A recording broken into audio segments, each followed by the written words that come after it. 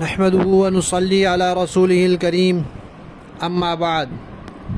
ترجمے والے قرآن پاک کا صفحہ نمبر 959، 26واں پارہ، سورہ فتح، تیسرا رکوع، آیت نمبر 25 اور 26۔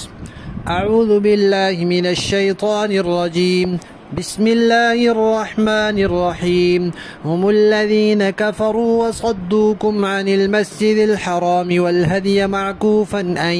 یبلغ محلہ ولولا رجال مؤمنون ونساء مؤمنات لم تعلموهم ان تطؤوهم فتصيبكم منهم معرة بغیر علم ليدخل الله في رحمته من يشاء لو تزيلوا لعذبنا الذين كفروا منهم عذابا أليما إذ جعل الذين كفروا في قلوبهم الحمية حمية الجاهلية فأنزل الله سكينته على رسوله وعلى المؤمنين وألزمهم كلمة التقوى وكانوا أحق بها وأهلها وكان الله بكل شيء عليما۔ صدق اللہ العظیم۔ پچھلی آیات میں اس بات کا تذکرہ تھا کہ اگر لڑائی ہوتی تو کفار پیٹھ پھیر کے بھاگتے، کوئی ان کی مدد نہ کرتا، اور اللہ تعالیٰ کا دستور ہے، اللہ تعالیٰ ایمان اور ایمان کے تقاضوں پر قائم رہنے والوں کی مدد کرتے ہیں۔ اب اللہ تعالیٰ یہ فرما رہے ہیں کہ کفار نے تو جنگ بھڑکانے میں کوئی کسر نہیں چھوڑی تھی، انہوں نے بڑے بڑے جرائم کیے، انہوں نے اشتعال دلایا، انہوں نے ایسے کام کیے جس سے مسلمانوں کو غصہ آیا۔ مثلا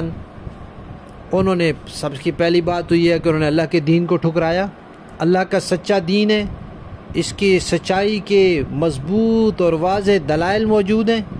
اب اس کی سزا تو ان کو ملنی چاہیے، اور اللہ تعالیٰ دیتے ہیں سزا، اور وہ سزا جہاد کے ذریعے بھی ہوتی ہے کہ اللہ تعالیٰ مسلمانوں کے ہاتھوں ان کو پٹوا دیں جیسے بدر میں پٹوایا۔ دوسرا یہ کہ کعبہ شریف جو ہے اور حرم شریف جو ہے یہ پورے عرب کی مشترکہ عبادت گاہ تھی، وہاں آنے سے کسی کو نہیں روکا جاتا تھا۔ حج کے لیے کوئی بھی آتا، عمرے کے لیے آتا،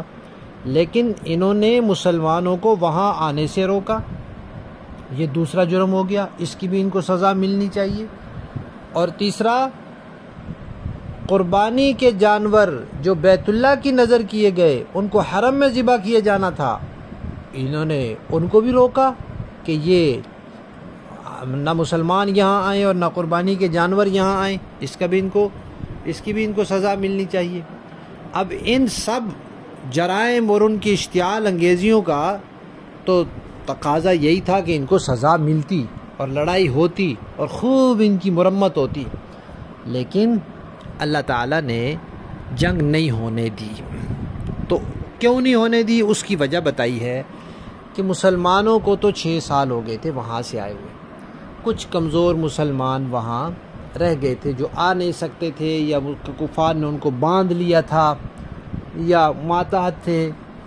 تو وہ نہیں آ سکتے تھے، تو ان کی محنت سے وہاں کچھ اور لوگ بھی مسلمان ہو گئے۔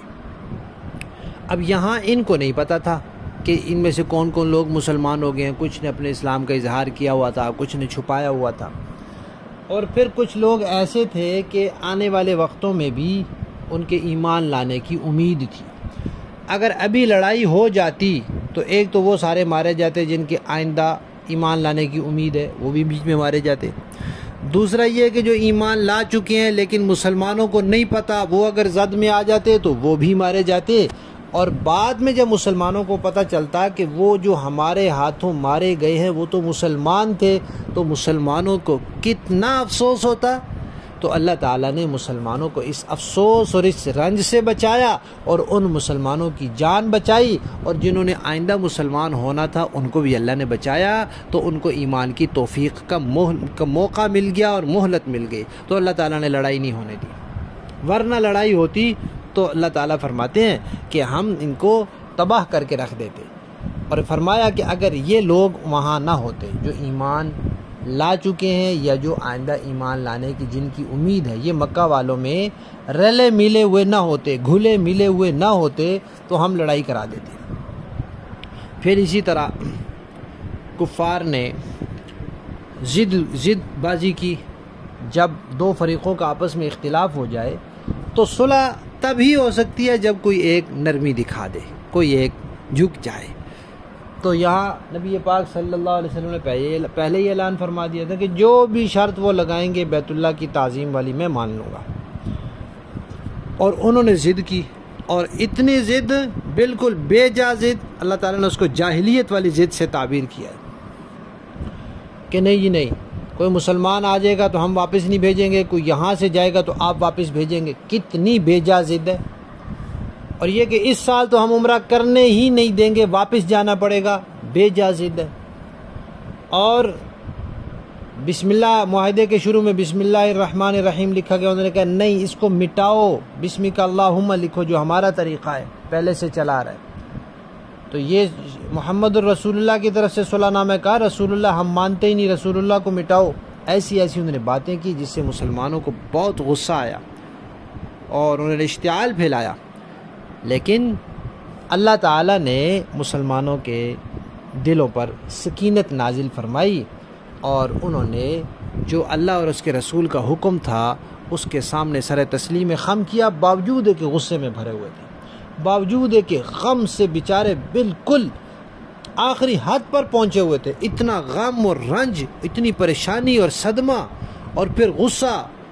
تو چاہیے تو یہ تھا کہ لڑ پڑتے، لیکن جب اللہ کے نبی نے فرمایا صلح کرنے کا تو سب نے خاموشی اختیار کی اور اس پر رضامندی کا اظہار کر دیا۔ تو اللہ تعالیٰ فرماتے ہیں کہ دیکھو یہ اللہ نے کیا ہے، اللہ نے ان کو تقوی کی بات پر لگائے رکھا، توحید کی بات پر لگائے رکھا، ان کے دلوں پر سکینت نازل کی، اور اللہ فرماتے ہیں کہ ہم جانتے ہیں کہ کون اس لائق ہے کہ ہم نے اس پر سکینت نازل کرنی ہے، کون اس لائق ہے کہ ہم نے اس کو تقوی اور توحید کی بات پر رکھنا ہے، اور وہ اس لائق صحابہ اکرام ہے، یہ اللہ جانتے ہیں۔ تو جو بدبخت آج صحابہ اکرام کے بارے میں باتیں کرتے ہیں، چاہے وہ یہ کہتے ہوں کہ صحابہ اکرام ایمان والے نہیں تھے، یا وہ یہ کہتے ہوں کہ نعوذ باللہ ایمان چھوڑ دیا تھا، یا یہ کہتے ہوں کہ صحابہ کی غلطیاں ہم بھی نکال سکتے ہیں، ہم بھی تنقید کر سکتے ہیں، ہم بھی ان پر اعتراض کر سکتے ہیں، ہم ان کو معیار حق نہیں مانتے ہیں، ہم ان کو تنقید سے بالا تر نہیں مانتے، یہ سارے کے سارے بدبخت ہیں۔ اللہ فرما رہے ہیں کہ اللہ کو معلوم ہے کہ کون زیادہ حقدار ہے کہ جس کو اللہ تقوی کی بات پر قائم رکھے، جس پر اللہ سکینت نازل کرے، اور وہ صحابہ کرام تھے۔ تو پھر ان لوگوں کی کیا حیثیت ہے؟ یہ صحابہ کرام کے بارے میں اپنے دلوں میں میل رکھ کر اپنا نقصان کر رہے ہیں، صحابہ کرام کا کوئی نقصان نہیں کر رہے۔ لفظی معنی دیکھیے، ہم الذین، وہ لوگ، الذین جنہوں نے کفروا کفر کیا، ایک پہلا جرم یہ کہ کفر کیا، دوسرا وصدوکم، روکا تمہیں عن المسجد الحرام، مسجد حرام سے، یہ دوسرا جرم ہو گیا، تیسرا والہدیہ، اور ہدی کے جانور بھی، قربانی کے جانور بھی، معکوفاً رکے رہے،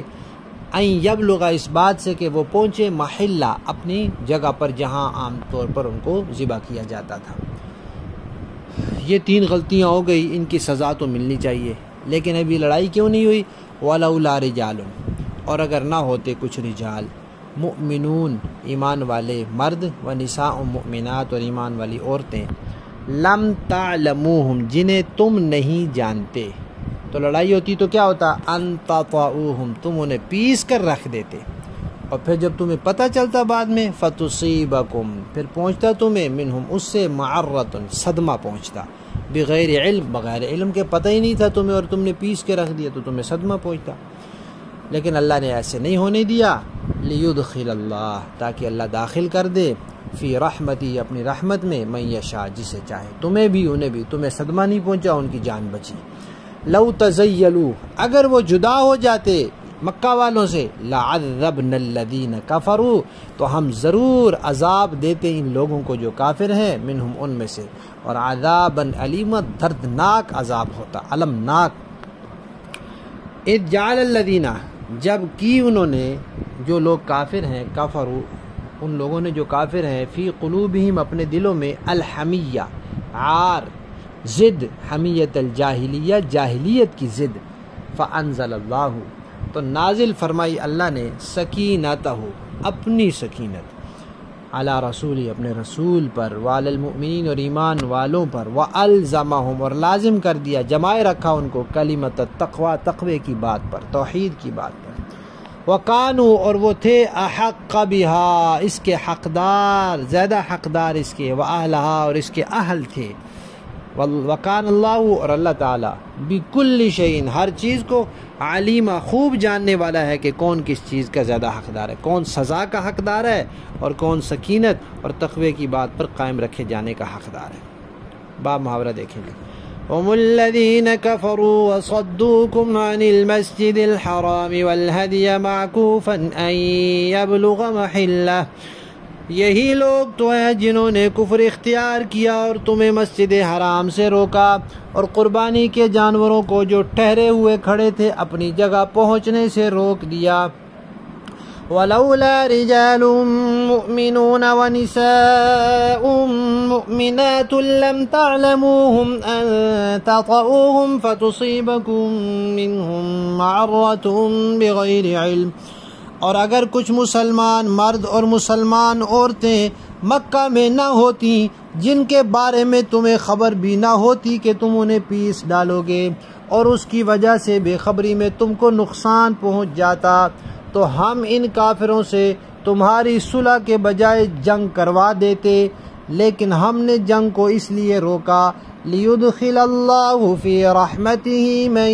يَشَاءُ لَوْ تَزَيَّلُوا لَعَذَّبْنَا الَّذِينَ كَفَرُوا مِنْهُمْ عَذَابًا أَلِيمًا، لیکن ہم نے جنگ کو اس لیے روکا تاکہ اللہ جس کو چاہے اپنی رحمت میں داخل کر دے، البتہ اگر وہ مسلمان وہاں سے ہٹ جاتے تو ہم ان اہل مکہ میں سے جو کافر تھے انہیں دردناک سزا دیتے۔ اذ جعل الذين كفروا في قلوبهم الحمية حمية الجاهلية فأنزل الله سكينته على رسوله وعلى المؤمنين وألزمهم كلمة التقوى وكانوا أحق بها وأهلها وكان الله بكل شيء عليما۔ چنانچہ جب ان کافروں نے اپنے دلوں میں اس حمیت کو جگہ دی جو جاہلیت کی حمیت تھی، تو اللہ نے اپنی طرف سے اپنے پیغمبر اور مسلمانوں پر سکینت نازل فرمائی اور ان کو تقوی کی بات پر جمائے رکھا، اور وہ اسی کے زیادہ حقدار اور اس کے اہل تھے، اور اللہ ہر چیز کو خوب جاننے والا ہے۔ صدق اللہ العظیم۔